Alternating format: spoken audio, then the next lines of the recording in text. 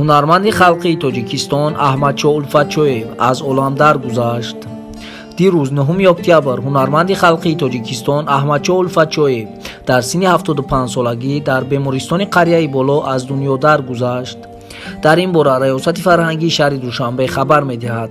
Аҳмадчо Улфатчоев ҳунарпешаи театр ва синемо, ҳунарпешаи шоистаи Тоҷикистон соли 1994, ҳунарпешаи халқии Тоҷикистон 2001, 30 сентябри 1945 дар деҳаи Кеврони ноҳияи Дарвоз ба дунё омадааст. хатмкардаи омӯзгоҳи мусиқии шаҳри Душанбе соли 1954 ва донишкадаи давлатии санъати Тоҷикистон ба номи Мирзо Турсунзода соли 1980 мебошад.